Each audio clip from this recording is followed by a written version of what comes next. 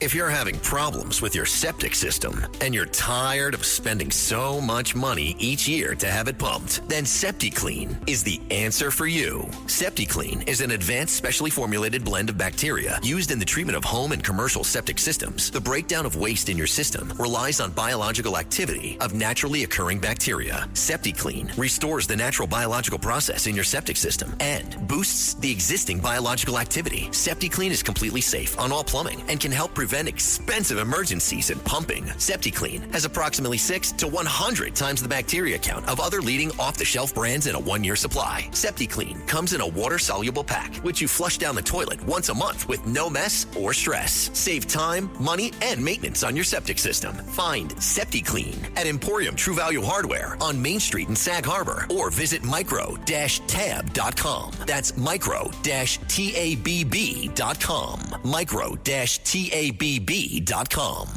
The Other Side of Midnight. 77 WABC. Local Spotlight.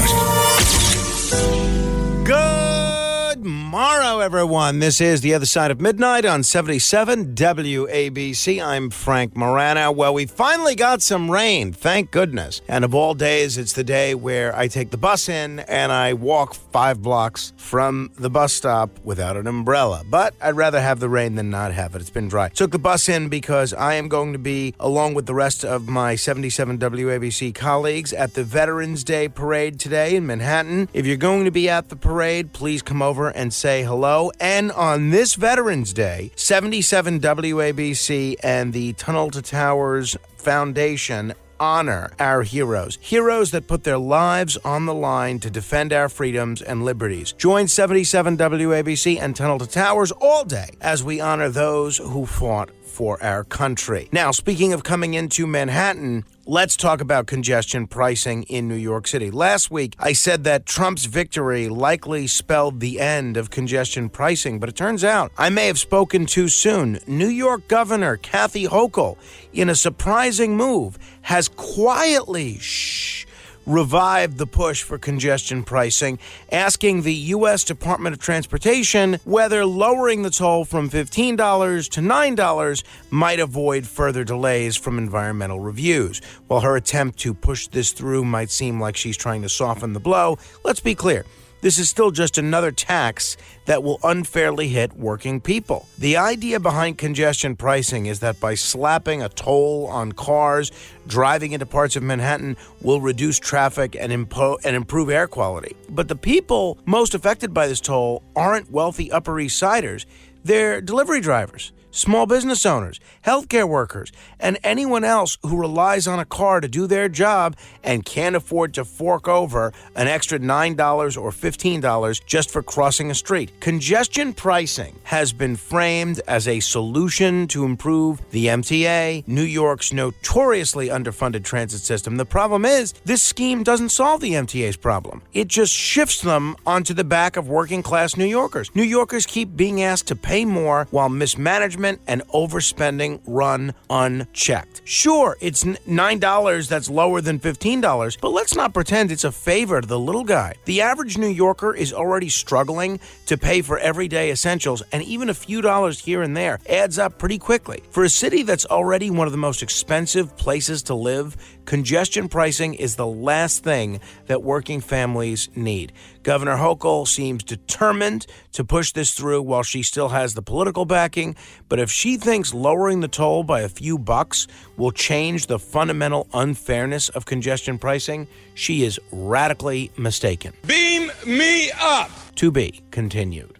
Choosing a bottled Starbucks Frappuccino drink that's all flavor and just 100 calories? Easy. Choosing between creamy vanilla, double chocolate, and sea salt caramel flavors? A little harder. Try the delicious new Starbucks Frappuccino light drinks. Look for them wherever you buy groceries. Start with Starbucks coffee. The Other Side of Midnight. 77 WABC. Local Spotlight. Good morrow, everyone. This is The Other Side of Midnight on 77 WABC. I'm Frank Morano. Happy Veterans Day, and thank you to all the veterans that have served our nation in uniform. We are forever in your debt. And on this Veterans Day, 77 WABC and the Tunnel to Towers Foundation is honoring our heroes. Heroes that put their lives on the line to defend our freedoms and liberties. Join 77 WABC and Tunnel to Towers all day as we honor those who fought for our country. Speaking of people that have served our country in uniform, let me tell you about a Marine veteran by the name of Michael Grimm. I want to take a moment to talk about Michael Grimm. Over the years, he and I have had our share of differences very publicly, but I have come to respect him over the years. And even if I didn't respect the guy, though, and I do, I wouldn't wish what he's going through on my worst enemy. For those who may not know, Michael was in a terrible accident this past September. A freak fall during a polo match left him paralyzed from the chest down. He's now at the Kessler Institute for Rehabilitation in New Jersey, the same facility where the late Christopher Reeve, the original Superman, at least in the movies, received care after his own tragic accident. Michael's journey has just begun, and it's going to be long and challenging.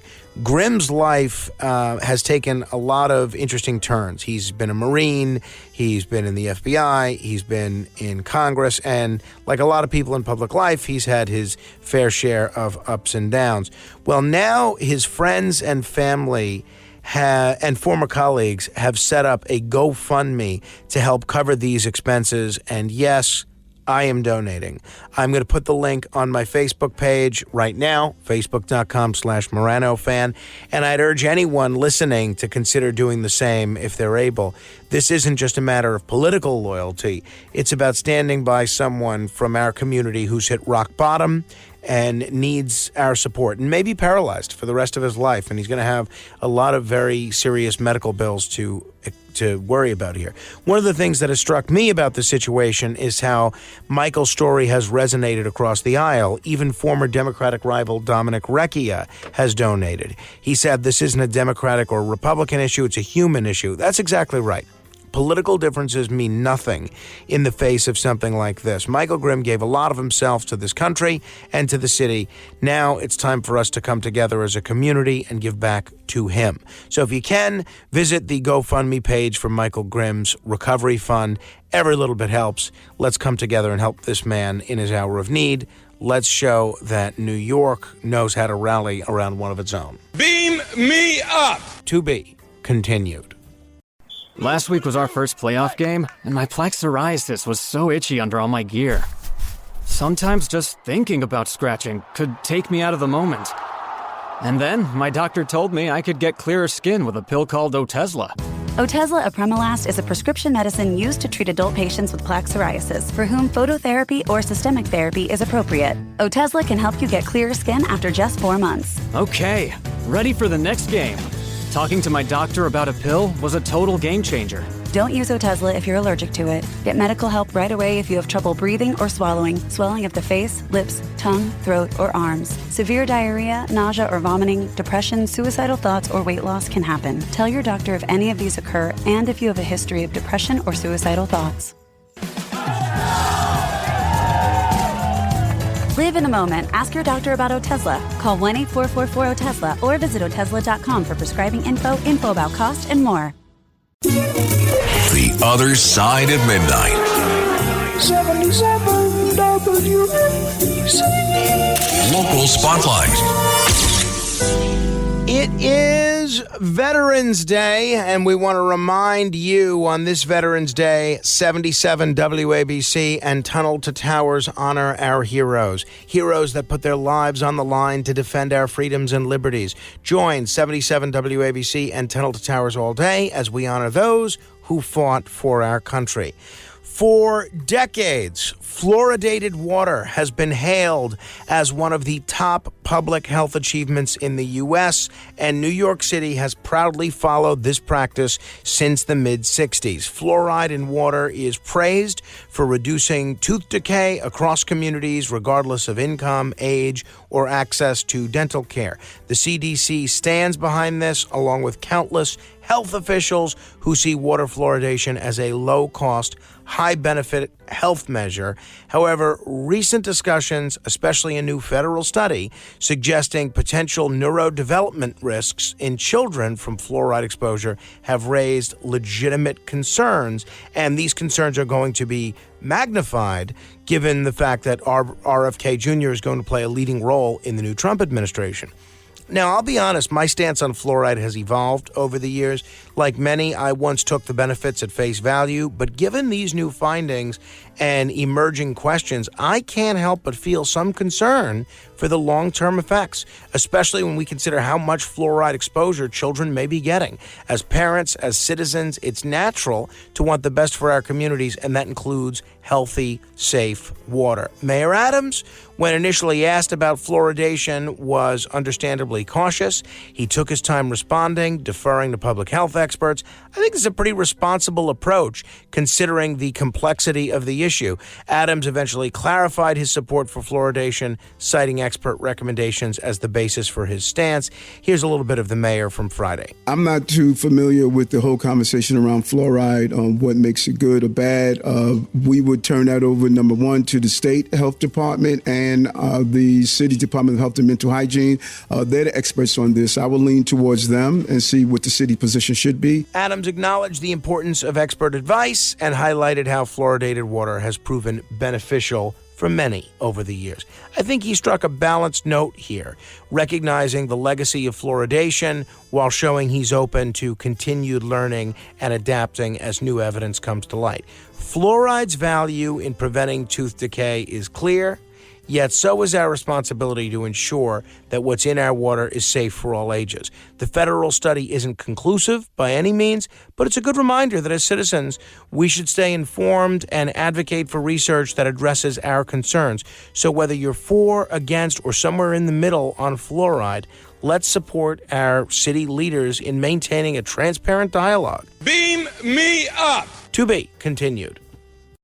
This podcast is supported by Progressive, a leader in RV insurance. RVs are for sharing adventures with family, friends, and even your pets. So if you bring your cats and dogs along for the ride, you'll want Progressive RV insurance. They protect your cats and dogs like family by offering up to $1,000 in optional coverage for vet bills in case of an RV accident, making it a great companion for the responsible pet owner who loves to travel. See Progressive's other benefits and more when you quote RV insurance at Progressive.com today. Progressive Casualty Insurance Company and Affiliates. Pet injuries and additional coverage and subject to policy terms. The Other Side of Midnight. 77 WABC. Local Spotlight.